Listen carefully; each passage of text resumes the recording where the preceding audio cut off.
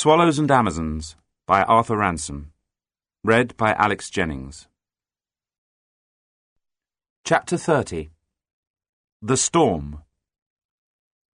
All this time the skies had smiled on the swallows and the Amazons. There had been a few hours' drizzling rain, a few hours of fog, and that dark night of sordid burglary and high adventure. But day after day had been dry and clear, and even when there had been clouds, there had also been sunshine and wind to drive their shadows chasing each other over the bright heather and bracken of the hills. Now that it was time for the swallows to go, there came a sudden change of weather to remind them that the summer, too, was near its end. All that last day there had been the heaviness of thunder in the air. There had been a stormy sunset, and though there had been little wind, dark, angry clouds had lifted in the south, until at night they shut out all the stars. The storm broke with a crash of thunder that woke the whole camp. With it came a flickering light as bright as day. There was the wild shriek of a parrot, as if it were one of a flock screaming through the palm trees in a tropical hurricane. Then darkness and quiet. Then heavy drops of rain pattering down on the tents. Titty woke, not comfortably, bit by bit, but with every bit of herself at once. She did not move, except to put out her hand and touch the parrot's cage. "Susan," she whispered. "All right, Titty," said Susan. Roger in the captain's tent sat up with a start and a shout. "He's firing! He's going to fire again!" He was back in the Battle of Houseboat Bay, and his voice died into a breathless "John," as he woke to find himself in the dark. "All right, Roger," said John. "It's only thunder." "Where are you going, Nancy?" said Peggy. At hearing the first drops of rain, Nancy was up and lighting their lantern. "To bring some firewood in, of course," said Nancy. "Don't you remember the last time it rained, and all the wood got wet, and we couldn't get our fire to light?" She was back in a moment with a bundle of sticks from the pile. "It's not raining much yet," she said, "but it's going to." She wriggled back into her sleeping bag. There was another flash of lightning that lit the tents and threw leaping shadows on their white walls from the branches of the trees overhead. "Never mind, Polly," said Titty. "It'll soon be over." "Pretty, Polly," said the parrot, now thoroughly awake. One flash followed another, and then there were 3 tremendous crashes of thunder, and a lot of little ones as if the sky were breaking into solid bits and rattling down a steep iron roof. "There's a broadside for you," called Nancy Blackett from her tent. "Pieces of 8," said the parrot, and then, perhaps thinking of palm trees again, gave a long, wild shriek. "Would you like me to put your cloth over you?" said Titty. "What time is it, John?" called Susan. 4 bells of the middle watch," said Captain John, who had looked at the chronometer with his pocket torch and had just put it into ship's time for himself. "What is it in real time?" asked Peggy. 2 o'clock in the morning," said Captain John. After all, there were some things these Amazons did not know. There was a gust of wind and then a heavier pattering of rain on the tents, and after that it was as if the rain were coming down in solid lumps of water that splashed and broke on the thin canvas. "It's coming through," said Roger. "I can feel it." "Don't touch the wall of the tent," said John. "I'm not, but it's coming through all the same." "It's coming through our tent too," said Susan. "Titty, you better cover up the parrot." "I have, but I don't believe he likes it." There was more lightning and more thunder. The rain stopped for a moment and then poured down again. "John," called Susan. "Yes?" "Better get into our clothes, and then we can keep them dry under the blankets. Have you got your oilies?" "Yes. Have you?" "I'll get them in a minute. I'm lighting our lantern. Spread your oilies over your blankets. Roger, too." Susan bustled Titty into her clothes and got into her own. Roger and John pulled on their knickerbockers. There was the sound of a squabble in the tent of the Amazons. "Don't put your head under, Peggy. Get dressed like all the others." There was a glare of lightning and a crash of thunder all in one, and after that for a long time the thunder and lightning came so close one after the other that no one knew which flash belonged to which clap of thunder. The camp was full of light, and the rolling, crashing thunder overhead made things seem hurried, as if there were something that ought to be done, but no time in which to do it. The lanterns were lit, but though they were bright in the short moments of darkness, they seemed to give no light at all in the glare of the lightning flashes. It was dark again, and suddenly quiet. It was as if the storm were holding its breath. Then there was a deep, rushing noise far away, louder and louder every moment. "What's that?" said Titty. "Wind," said Susan. "I say," said Titty, "this is a storm." As she said it, the wind reached them. There was a crash as a heavy branch fell somewhere at the low end of the island. There was a swishing noise as the trees swayed in the wind. Nor was the noise all. The tents of the swallows were hung on ropes between trees and held down by stones in pockets along the bottom edges of the tent walls. The trees were blown this way and that, and the rope now slackened, now tightened up again so hard that in the captain's tent the stones shifted and rattled in the pockets. "Hello, Susan," called John. "Have you got enough stones to hold your tent down? Our tent's getting smaller." "Ours is all right," said Susan. "The stones haven't moved yet." "What?" shouted John. "I can't hear." "Our stones are all right," shouted Susan. But she spoke too soon. There was a loud crack. The stones had been heavy enough, but a furious jerk of the trees had snapped the wet taut rope on which her tent was hung. The whole tent flopped down, a mass of wet canvas, burying Susan and Titty and the parrot in its folds, knocking over their candle lantern and putting it out. From the other tents they heard the crack, an angry scream from the parrot as its cage fell over, and then muffled shrieks of "Help! Help!"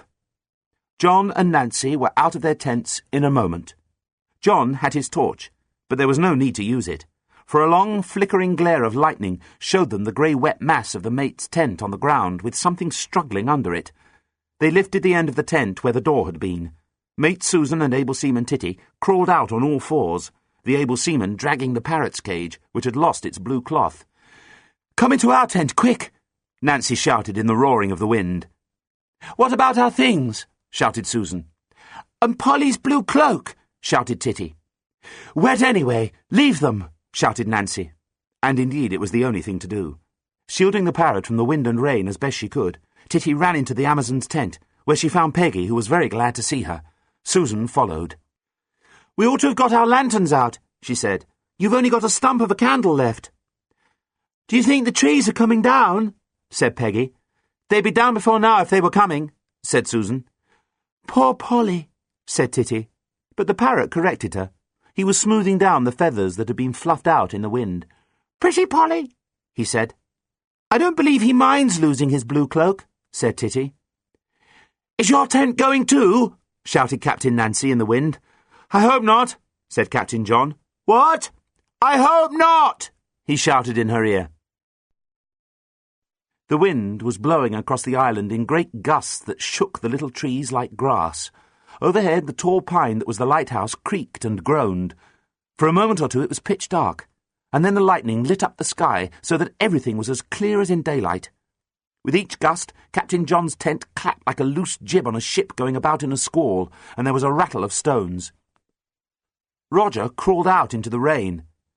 "It's getting smaller and smaller," he said. "It's spilling the stones out of the pockets." Nancy and John could not hear him, but they could see the tent thrashing about. Nancy grabbed him by the scruff of the neck as he crawled out and ran him to the Amazon's tent and pushed him in.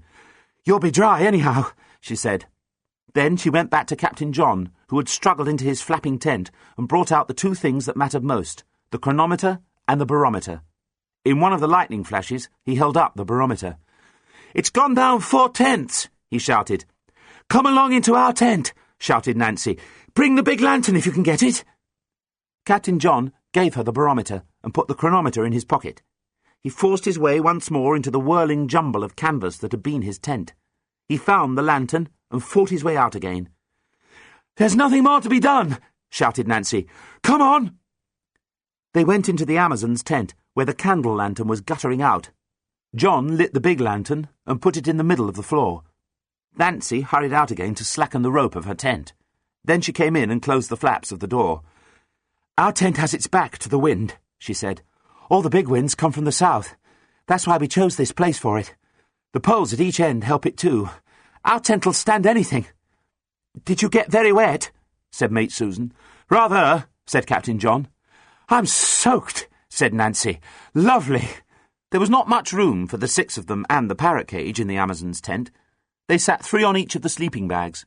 Between them, right at the back of the tent, was the bundle of dry firewood that Nancy had rescued for the morning. Then there was the parrot's cage, and then the farm lantern in the middle of the floor. It was a tight pack on each side because they had to take care not to touch the tent walls. The weather outside seemed to matter less now that they were all together. Even Peggy, who really could not help not liking thunder, was cheerful again, partly because it would never do to show Roger that she was afraid. With Nancy, it was different. Nancy knew, so that with her it was no use pretending. Susan was a little worried about the things getting wet, but glad that no worse had happened. John was thinking how lucky it was that the storm had waited till their last night. Nancy was proud of her strong tent and enjoyed the wind buffeting against it. Titty, with sparkling eyes, was thinking of typhoons. The parrot was putting his feathers to rights, and now and then whistling cheerfully at the bright lantern so near him on the floor. For some time they sat there, listening to the storm raging over the island. Then, ashamed that he had not remembered them earlier, John thought of the boats. "I'm going to have a look at Swallow," he said. "Shiver my timbers," said Captain Nancy. "There's Amazon too. It's a good thing we moored them properly last night." The two captains got on their feet. Nancy unfastened the tent flaps. "Better fasten them up again when we're outside," she said. "I'm coming too," said Titty. "The parrot'll be all right now." "You'll only get wet," said Susan. "I am wet," said Titty.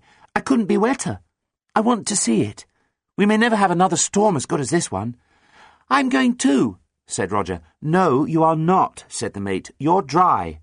"I'll tell you what you can do, Roger," said John. "You can lend Captain Nancy your torch. Her lantern's no good, and you'll want the big one in the tent." "Aye, aye, sir," said Roger. If he could not go, at least his torch could, and that was better than nothing. Titty, John, and Nancy slipped out of the tent into the storm. Using the torches and bending low against the wind and rain, they forced their way along the path to the harbour. There was a lot of water in the boats, and the lake had already risen a little, but the Swallow and the Amazon, moored as they were quite all right.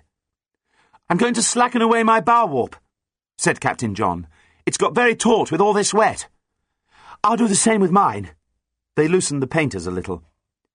"It's a grand harbour, you know," shouted Nancy. "Just listen to it outside." In the sheltered harbour there were waves, but nothing to matter. The big rocks on either side broke the waves before they could get in, but they could hear the crashing of breakers on the outer shoals and along the steep western shore. Titty slipped away from the others and crawled to the edge of the low cliff that ran along that shore and crouched there, facing into the wind. Spray from the waves breaking beneath her was blown into her face. Flashes of lightning lit up the whole lake and showed great waves stretching across it with white curling tops. Then it was dark again. Then more lightning showed her the fields and woods and hills on the other side of the lake, beyond the raging water. The others missed her, and would have gone back to the tent without her if Nancy had not seen the gleam of a torch away to the left of the path. John found her and tugged at her sleeve. "Come along," he shouted. "We thought you'd gone already." "Aye, aye, sir," said Titty, though John could not hear her, and they joined Nancy on the path and went back to the tent together. "Well," said Susan, "if you were wet before, you're a lot wetter now, and nothing to change into." "It was worth it," said Titty. "Were the boats all right?" asked Roger. "Couldn't be snugger," said Captain Nancy, "but their crews will have a lot of bailing to do in the morning." "What's the time now?" said Peggy. "Susan says it's only about 3. "It's nearly 5, said John. Nobody could go to sleep. They became shipwrecked sailors. "Both our masts went by the board," said Captain Nancy. "And before that the mizzen was struck by lightning," said Captain John. "Did you see the blue lights flickering on the ends of the spars?" said Nancy. "That was before the mizzen was struck." "Then we started a plank," said John, "and the water poured in. The mate came running on deck, shouting, 'All hands to the pumps! 5 feet of water in the hold!' That was you, Susan," said Nancy. "Why not me?" said Peggy. "You were the second mate. You were cutting the wreckage adrift and making a raft. No, you weren't. We didn't make a raft, I forgot. You were cutting the wreckage adrift to clear the decks and seeing to the lowering of the boats." "One boat was called Swallow and the other was called Amazon," said Roger. "And the waves were breaking over the ship," said Titty, "and she was going down by the head with every soul on board. Someone had killed an albatross." "Pieces of 8! Pieces of 8!" shouted the parrot. "Yes, she was full of them," said Titty. "That's what made her sink so fast." "We launched the boats," said Nancy, "and then the ship went down and we were alone on the deep." "Sometimes, in the waves, we could not see each other," said John, "but sometimes we could." "We had no food in the boats but a biscuit each and a little water," said Susan. "Day after day we ran before the storm," said Nancy. "Northwest by north was our course. We had decided it before we left the ship." "We ate the biscuits and drank the water," said Peggy. "It blew and thundered and lightened and rained without stopping," said Titty, "and Roger and I were bailing Swallow and Peggy was bailing Amazon. Then the rain stopped, and for days and days we had nothing to eat and nothing to drink," said Nancy. "In Swallow we were going to draw lots who was to be eaten first," said Titty. "We were coming to that when we sighted land," said Nancy. "We sighted land too, just in time," said Roger. "There were great breakers on the beach," said Nancy. "We only saw the land when there was a flash of lightning," said Titty. "Palm trees waving like anything." "There was lightning all the time," said Nancy. "We ran on between the breakers. Our boats were capsized and we clung to them. They were thrown far up the beach by the waves. We were battered but saved." "So was the parrot," said Titty. "And now we shall be here for 20 years. Every day we shall watch for a passing ship." "But how have we got a tent?" said Roger. "Luckily there was one in one of the boats," said Nancy. "I say, Peggy, what about a round of chocolate? There's still a lot left." At last it began to grow light outside. For some time the thunder had been lagging after the lightning. After a flash it was a long time before the rumbling of the thunder began far away. The wind dropped. The noise of the rain on the tent grew less and less and came to an end. The dawn came up behind the eastern hills. The light of the lantern no longer filled the tent. Light was coming in from outside, through the canvas. The Swallows and Amazons went out into the early morning to look at the wreck of their camp. Patches of blue sky were showing overhead, and patches of sunlight on the hills. Ragged clouds were blowing away. There was a wonderful smell of wet earth. The storm was over. John went back into the tent to tap the barometer. It was going up. Susan began raking the sodden ashes out of the fireplace. Nancy brought out her bundle of dry sticks. All the rest of the firewood was dripping wet, and it took them a long time to get their fire going. Without the dry sticks, they could never have done it. Titty burrowed into what had been her tent and the mate's, and brought out the parrot's blue cloth, and hung it on 2 sticks to dry.